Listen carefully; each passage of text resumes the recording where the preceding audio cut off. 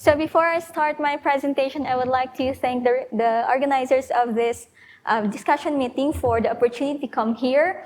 And actually, during the discussion meeting, I realized that there are a lot of concepts that I just understand right now, even though I am working on homogenization. So I am very much grateful to our speakers and also to our new friends who made this experience more memorable. So this study is my master's thesis in the Philippines, which I defended last year, and this is under the supervision of Professor Donato and Professor Jose. So this is on the homogenization of an eigenvalue problem in a two-component domain with an interfacial barrier. So the study of eigenvalue problem is of a lot of significance, especially in a number of applications, for example, in fluid mechanics, in advection diffusion, or in vibrations. So for this talk, for the next few minutes, I will be introducing the elliptic eigenvalue problem that I'm working on, the functional setting, as well as the geometric setting of the problem. Then I'll proceed to the results of the homogenization as well as the convergence results. Okay, so this is the geometric setting. So we consider a domain omega containing two components. So we have the green part and the yellow part. The green part is the union of all those translated cells epsilon y2. So we consider a reference cell y, just like how we discussed it in our meeting. So we have a reference cell y containing two components, y1 and y2. And these components, we scale it by epsilon and translate it periodically into the domain omega. And we collect all those green part to be omega 2 epsilon. The remaining part will be omega 1 epsilon. So this geometric setting is the same with the geometric setting as discussed by Professor Husseini in our research lecture yesterday. And in these three literatures by Madame Donato, with colleagues, let's say, Lenguyen and Tardu, and also the study of Sara Mansulu. And I would like to emphasize this second reference because it's the main reference for my study. In this case, they consider that the right-hand side is fixed, but for my case, the right-hand side is not fixed. So this is the elliptic eigenvalue problem that we worked on. The dynamics on the components omega 1 epsilon and omega 2 epsilon are described as an eigenvalue problem. And these two equations, the third and the fourth, are the interfacial conditions. So in the case of, if you think of heat transfer, the third condition is the continuity of the flux, and the fourth condition would be, we assumed an imperfect interface, so there would be a jump of the solution along the interface, and we impose a Dirichlet condition on the boundary of omega. And we have usual assumptions for the coefficients A and also for H. However, we added another condition for A to be symmetric. So that I could use classical results in the study of spectral theory to my problem. Okay, so the functional setting or the solution space for which I will study the problem is on this space, still the same space which was used in the three studies that I mentioned a while ago. So it's the space H gamma epsilon for which the first component U1 is H1 in the first component and 0 on the boundary, and U2 is H1 in the second component. Okay, so this is the variational formulation of the problem that I showed you a while ago. So the goal is to find or to study the couple lambda epsilon u epsilon of this problem. Lambda epsilon will be the eigenvalues and u epsilon will be the corresponding eigenvectors. Okay, so in the analysis of the eigenvalues and the eigenvectors for my variational formulation, I made use of this classical result. In this classical result, they considered an abstract eigenvalue problem. And if this operator B is linear, compact, symmetric, and satisfies this fourth condition that the image under B of U is 0, implies that U is 0, then we have this good results. Number one, the set of eigenvalues should be a countable set whose unique accumulation point is 0. The eigenvalue is of finite multiplicity, and if the eigenvalues is in decreasing order, the limit is 0. And also, one important result from that is that there exists a sequence of corresponding eigenvectors which forms a complete orthonormal system in H. Actually, this fourth condition here is very much important in order for us to obtain this last result here, for the orthonormality of the corresponding eigenvectors. Okay, so using the abstract eigenvalue problem to our problem, we obtain similar results. The difference actually is here on number 1. Before, the accumulation point is 0, but here the accumulation point is positive infinity.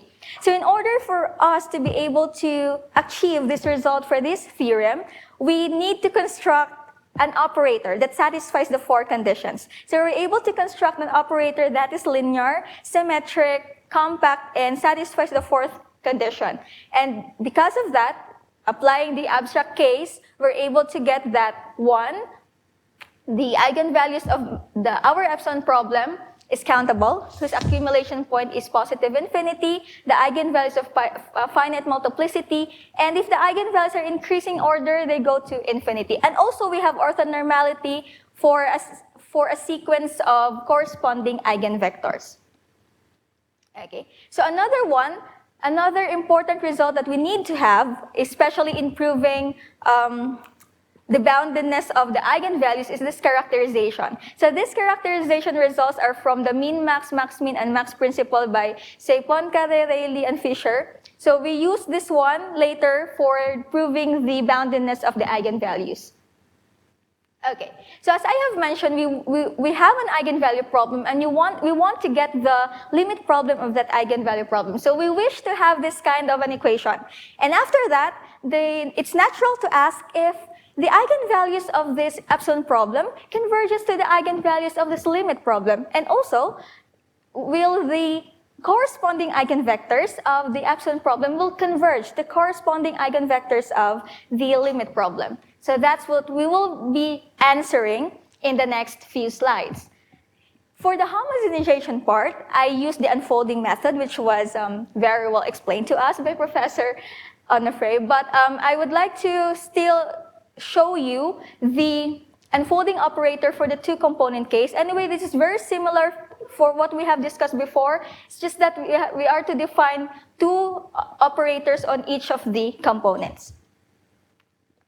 Okay, so for the homogenization part, we considered a more general type of elliptic problem for which this right-hand side are weakly convergent in L2 of omega. And after that, we'll just, if you remember, the right-hand side of my problem is lambda epsilon u epsilon, and we were able to show that product converges weakly in L2 of omega. So after that, we'll just substitute it here. So we consider it this general case. It's just we change this one to F1 epsilon and F2 epsilon instead of the lambda epsilon u epsilon. Okay, so we consider the homogenization results. It wasn't really that much of a work because there's a result by Madame Donato, Le Nguyen, and Tardu where they considered the case wherein the right-hand side are fixed. So we just really, the homogenization results for this problem are just straightforward extensions of their results. It wasn't that much work for us. Okay, so these results are again straightforward extensions from the case of the paper I mentioned, and these are the homogenization results. I would like to emphasize here that for the case lambda equals 1, we only have a weak convergence for the unfolding of the second component, but for the case less than 1, we have strong. And actually, this case is very much important because this is where we fail the convergence for the case gamma equals 1. So I only have convergence result, which you will see later, for the case gamma less than 1, I'm sorry. Okay, so these are the homogenization results for the case gamma greater than -1 but less than or equal to 1. These are the homogenization results for the case gamma less than -1 and gamma equals -1. Again, I would like to emphasize here that the 2 unfolding of the 2 components are strongly convergent in L2 omega H1 Y1. So the only problem really is on gamma equals 1. Okay. I did not put in here the limit problem of the variational formulation, so I just show you the divergence form of the limit problem. So this is the divergence form of the limit problem. So we have a good form for our result. So here, these are just the limit of the right-hand side of the general elliptic problem that I showed you a while ago.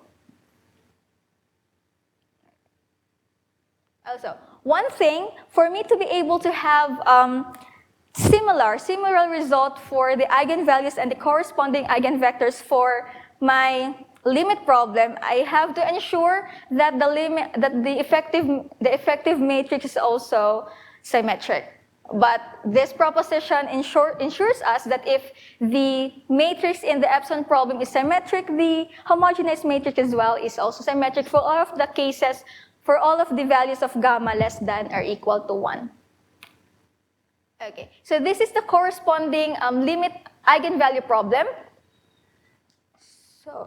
So anyway, the eigenvalues and the eigenvectors for this limit eigenvalue problem has similar properties, as I have mentioned a while ago, that number one, it's of finite multiplicity, the accumulation point is positive infinity, and so on. Okay, so now, the important question to answer, since we have now the homogenized problem, is to study the convergence. Will the eigenvalues of the epsilon problem converge to the eigenvalue of the limit problem, and also for the corresponding eigenvectors? So this is our a priori estimate for the eigenvalues, and this is obtained using the characterizations that the min max max min min max that I have mentioned a while ago. So this will ensure us that for a sequence, there would be a sequence that converges strongly to some real number lambda epsilon. But the question is, is that limit the eigenvalue of our limit problem? Okay, and also we're able to show boundedness for the solutions in H gamma epsilon. So for a subsequence, this UL epsilon converges to some function. And again, the question is that function an eigenvector for a certain eigenvalue of the limit problem? So this is the answer to that question. So, number one, we're able to show that indeed the limit of this sequence is also the eigenvalue of the limit problem. And for a subsequence, the corresponding eigenvectors of the epsilon problem, the weak limit is also the corresponding eigenvector of the limit problem. And but this happens only for a subsequence. And if the eigenvalue is simple, we were able to show that the whole sequence will converge to the corresponding eigenvector. So for the proof of this theorem is quite long, but the important thing is actually on the I would like to emphasize as well that it's only for the case gamma less than 1.